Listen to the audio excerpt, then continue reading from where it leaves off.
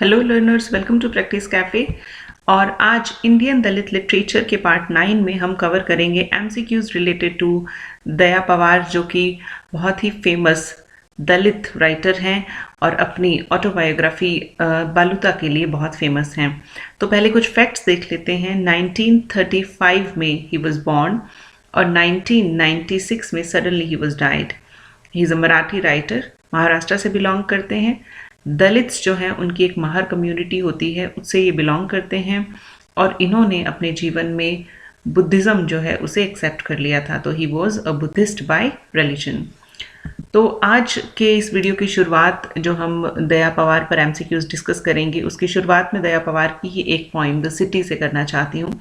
ये पोइम की कुछ शुरुआती पंक्तियाँ हैं, बहुत ही इंटरेस्टिंग लगी, बहुत ही अगर सही मायने में कहूँ तो कहीं ना कहीं हिला देने वाली पंक्तियाँ हैं, ये हिला देने वाली लाइन्स हैं। तो मुझे पर्सनली बहुत अच्छी लगी, तो I just wanted to share it with you. One day someone dug up a 20th century city and ends on this observation. Here's an interesting inscription. This water tap is open to all castes and religions. What could it have meant? That this society was divided, that some were high while others were low. Well, all right, then the city deserved burying. Why did they call it the machine age? Seems like the stone age in the 20th century. बहुत ही सुंदर लगी मुझे ये line, so that's why I shared it with you. आज का पहला question जो है वो हम देखते हैं। दया पवार वॉज अवॉर्डेड पद्मश्री इन। तो देखिए, दया पवार की जो राइटिंग्स हैं उनके लिए इन्हें पद्मश्री जो है अवार्ड दिया गया था। हमारे सामने ऑप्शंस हैं 1999, 1990, 1988 या 2009। तो देखिए, इस क्वेश्चन का राइट आंसर होगा option B, 1990।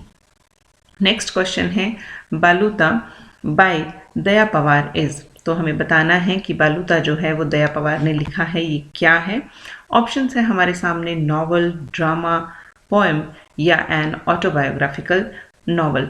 So the right answer is D, N autobiographical novel. Next question है बालूता इज ओरिजिनली रिटन इन।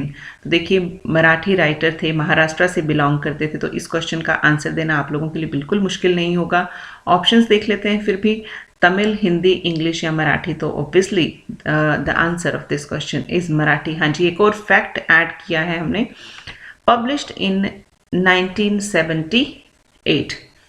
ठीक है, Baluta was originally written in Marathi and that original version was published in 1978। देखिए, कुछ जगह पे ये 1979 भी मिलता है, तो डोंट गेट कंफ्यूज्ड, 1978 या 9। So the next question is Baluta is translated by. देखिए, जितने भी दलित राइटर हैं उन्होंने चाहे अपनी नेटिव लैंग्वेज में कोई भी वर्क्स लिखे हैं, उनको इंग्लिश में ट्रांसलेट किया गया है, और ना केवल इंग्लिश में, बाकी बहुत सारी लैंग्वेजेस में उनको ट्रांसलेट किया गया है।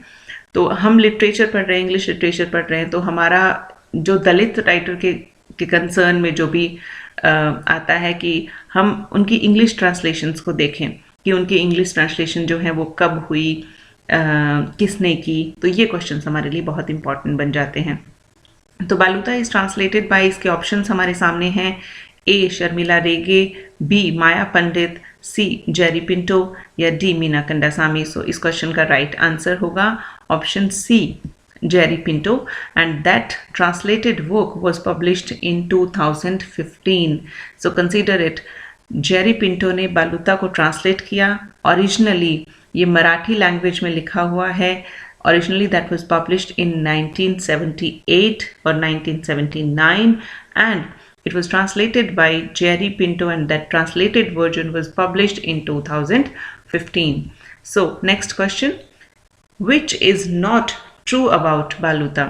So देख लेते हैं।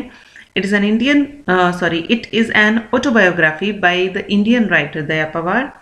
It is written as a story told by Dagdu Pawar to the more literate Daya Pawar, both being personas of the author. तो इसमें दो पर्सोनाज का यूज किया गया है, दोनों ही ऑथर के ही पर्सोनाज हैं। The novel recounts the experiences of an untouchable struggling for a peaceful existence. और डी ऑप्शन हमारे पास है all are true. So the right answer of this question is option D, all are true. ये जो सभी options हमें दिखाई दे रहे हैं, these are the true facts about Baluta. Next question, Pawar's first collection of poems is, हमें बताना है कि दया पवार का जो फर्स्ट पोइट्री कलेक्शन है उसका नाम क्या है. ऑप्शंस है हमारे पास कोंडवाड़ा, विटाल, चावड़ी या अछूत.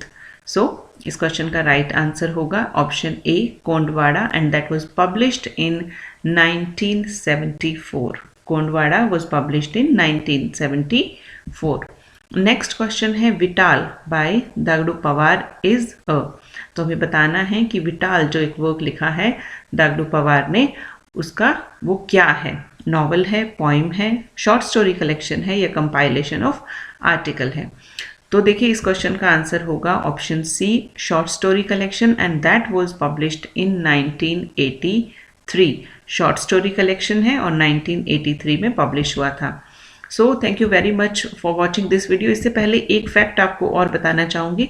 देखिए इस क्वेश्चन के अंदर हमारे पास दो ऑप्शन और बचते हैं. कोंडवाड़ा के बारे में हमने जाना कि ये जो है पोइट्री कलेक्शन है, first poetry collection of Daya Pawar. It was published in 1974. और इस क्वेश्चन में हमने देखा कि vital is a short story collection and that was published in 1983. पर इसके अलावा हमारे पास दो ऑप्शन और बचते हैं. एक है ऑप्शन सी, चावड़ी, एंड सेकंड जो है डी ऑप्शन जो है दैट इज़ अछूत. तो देखिए बालूता जो है मराठी वर्ड है और उसका हिंदी जो मीनिंग होता है वो अछूत होता है.